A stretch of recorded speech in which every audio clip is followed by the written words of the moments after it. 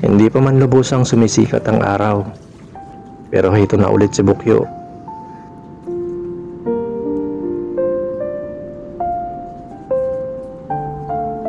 Hindi tulad ng ibang bata, puno ng responsibilidad ang buhay ni Bukyo. May sakit ang kanyang ama at ang dagat ang kanyang inaasahan. Saklay sa balikat ang isang kulay asul na timba na kumupas na sa katagalan at ang ginawa niyang maliit na pana na nagbibigay ng pag-asa sa kanyang puso. Pag-asa na makahanap ng sapat na pagkain para sa araw na iyon. Sadyang nakalimutan na ni Bukyo ang ngumiti. Mas madalas na mabanaag sa kanyang mukha ang isang seryosong ekspresyon na hindi na pangbata. Ang kanyang mga mata ay pinatalas ng panahon, nagmamasid sa bawat alon. Hinahanap ang mga palatandaan ng pagkain. Maingat niyang sinisiyasat ang mga mababaw na bahagi ng dagat.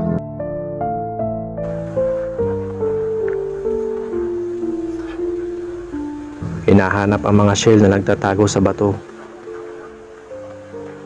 Kinukot-kot ang mga ito at inilalagay sa kanyang lalagyan.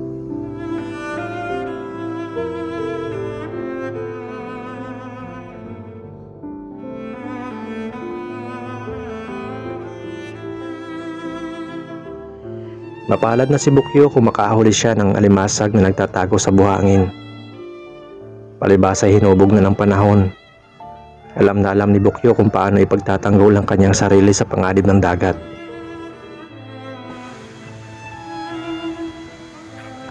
May mga pagkakataon ding nakakahuli siya ng maliit na isda gamit ang kanyang pana. Nakakapanghinayang sana ang maliliit na isda. Pero ang gutom at responsibilidad na nakaatang sa kanyang balikat ay mas malakas na motibasyon.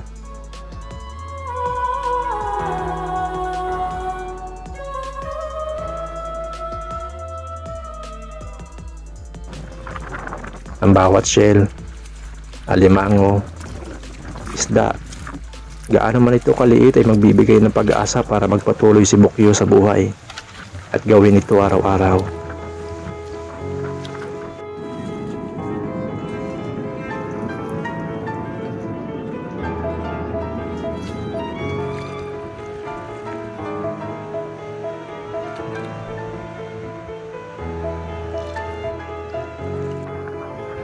Ang dagat, bagaman mapanghamon ay mabuti ring tagapagbigay.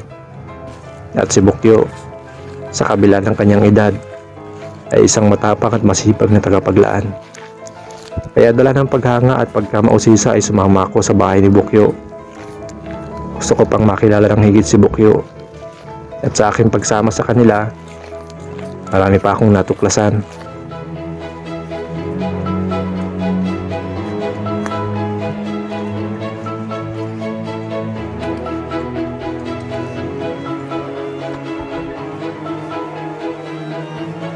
Kailan ka uli babalik doon sa dagat? Mamaya pong gabi. Mamayang gabi, babalik ka na naman. Anong oras ang balik mo? Mga alas 10 po. Alas 10. Tapos anong oras balik mo dito?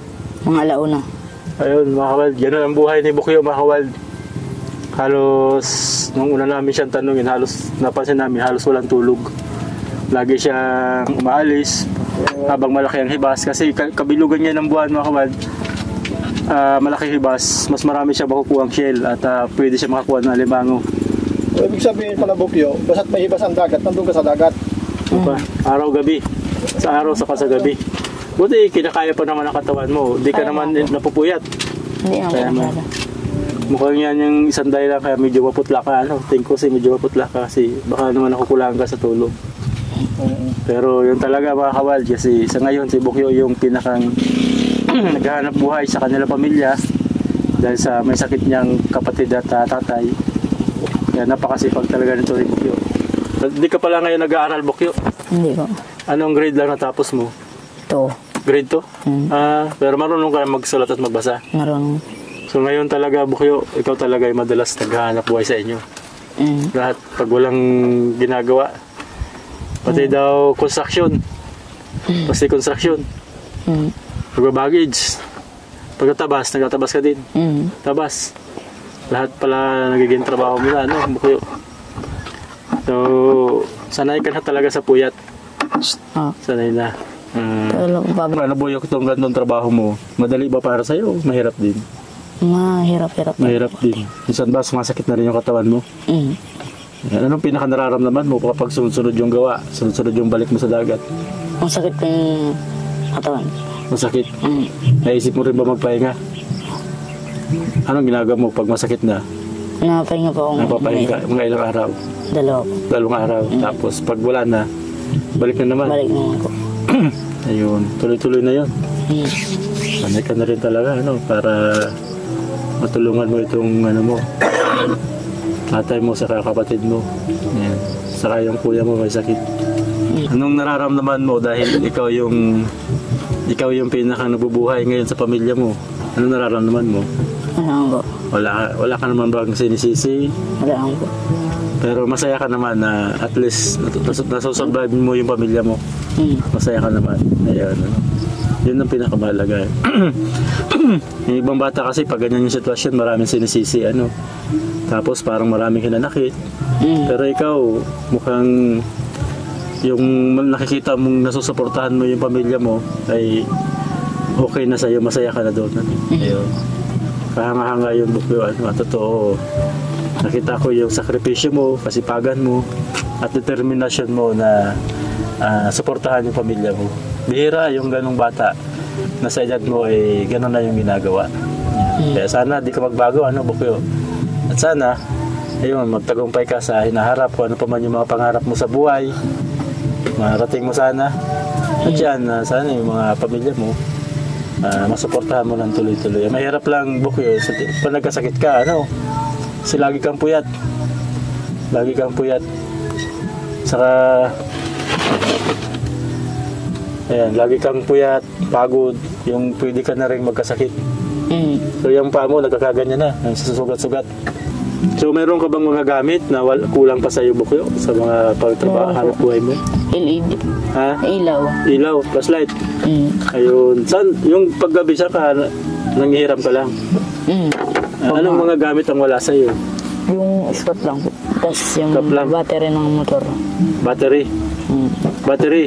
Yung para matagal? Ayun, yung ganong mga gamit dapat na kailangan mo. Pag ganun yung gamit, mas matagal. Mas matagal ka makakapaghanap buhay. Kamusta ngayon? Kailangan na pa itong ibenta para maging bigas. Ayan, mamaya ibibenta mo to. Paano yung kung walang mabenta, hindi mabenta? Pinapalit na po ng bigas. Pinapalit na lang ng bigas. Gusto pa may ibigay sa'yo, Bukyo, para makatulong sa'yo. Galing to kay Mamiya. Ayan. Pinibigay niya to sa mga batang masisipag, gaya mo, Bukyo. Ayan. 3,000 to, Bukyo. Para mabili mo yung ito. Ipang ulam niya na lang siguro to. Siguro di nyo natitikman yung ilang masasarap na shell dyan. At ibinibinta. Siya po. Ayan. Ang gusto mong sabihin kay Mamiya? Maraming salamat po. Ayan. Malaki na ba matutulong yan? Ano mabibili niyan? Gamit ko po. Ayan. Minsan ba nakakabinta ka ng nakukuha mo ganyan kalaki? Hindi po. Hindi. Pabigas-bigas lang talaga. Ayan. So yan, sana makabili ka ng bigas, Bigas, tapos yung sabi mong kaplam. Ayan. Araw-araw ka ba nakapasok, baby, sa school? Ha? Na-absent po. Minsan pag wala po kami pagkain. Pag walang pagkain, na-absent ka? Pero may baon ka naman lagi. Ayun. Kaya lang, pag walang pagkain, hindi na ka nakakapasok. Kompleto naman yung gamit mo. Ayun. Ay, may pambili si kuya mong pagkain na, para hindi ka mag-absent, ha? Ayan. Anong gusto mong sabihin sa nagbigay niyan, baby? Ayan. Bakit ka nagpapasalamat? Masaya ka ba? Ayan. Sige. Thank you kay Mamiya. Thank you, Mama Mia. Ayan. Saka ito. Pasalamat ka rin kay kuya mo. Lagi ka nung hinahanapan ng pagkain, ha? Nag-thank you ka na ba kay kuya? Sabihin mo kay kuya, thank you sa lag. Sige daw. Thank you. Sige, yan. Sige, mag-thank you kay kuya. Lagi siyang katrabaho. Thank you, Kuya. Tinutulungan mo kami. Ayan. Laging pagod si kuya mo, Araw-araw, wala siyang pahinga. Para lang makapasok ka, mayroon kang pagkain. Napakasiyag pa ba ni kuya mo? Sipag walang ibang... Walang katulad Iyak. ng kuya mo, ano? Lagi kanyang hinahanapan ng pagkain. Gusto kanya makapasok. Ayan. Kaya alagaan mo rin tong kuya mo. Ang totoo, mabuti ka nag-aaral ka. Si kuya mo, hindi na nag-aaral para ikaw yung makapag-aaral, ano? Napakabait nitong kuya mo. Sana mayroon kang maraming gantong kuya, ano? Ayan. Kaya malungkot man yung buhay mo, pero dahil may kuya ka, yan, ano, sana may makatulong din sa inyo, ano. Naluluwa din ako sa kasi napakasipag tong kuya mo, ano. Yan. Maraming salamat sa iyo, Bukyo, ha. Ang gusto ko, Bukyo, tuloy mo yung kasipagan mo. Ayan, totoo, hindi ka na nakapag-aral kasi sinusuportahan mo tong pamilya mo. Kahanga-hanga yun, ano. Ayan nga, kahit yung kapatid mo, nakita niya yung kasipagan mo. Kailangan ka rin mag-ingat, ano. Yan. Paano, Bukyo? Tutuloy na kami. Dali niyo na po. Ano, okay lang, sige. Para ano, napayak ako dun, ha. Kaya na ako napayak sa kwento, ha. Nakita ko yung kasipagan mo, birang-bira yung ganong bata, ano. Kasi tumating din ako sa punto na kagaya mo, ano, Bukyo. Nagtigil din ako mag-aral para yung mga kapatid ko, mapakain ko. Ganon din kahirap yung buhay ko, kaya naaalala ko yung naging buhay ko sa iyo. Ayan. Kung mag-alala, darating ang panahon, makakaahon ka din sa kahirapan. Sipag lang, saka determinasyon, saka yung pagtutulungan, ano. Ayan. Kaya napaluha din ako dun sa kwento, ah. Kasi yun, may bunso din akong halos ganyan din kalaki yung kapatid kong babae. Napakaliit pa noon nung nag-aaral. Ako din yung nagtatrabaho. Kagaya mo, lahat din ginagawa ko. Lagi din ako nasa bundok kasi malayo kami sa dagat. Lahat ng pwede ko makuha sa bundok, ganun din yung gawa ko. Kaya, bilib ako sa mga batang kagaya mo, Bukyo. Ano. Sana, wala naman nang bubuli sa'yo. Wala naman. Totoo, kahanga-hanga yung kasipagan mo. Ano.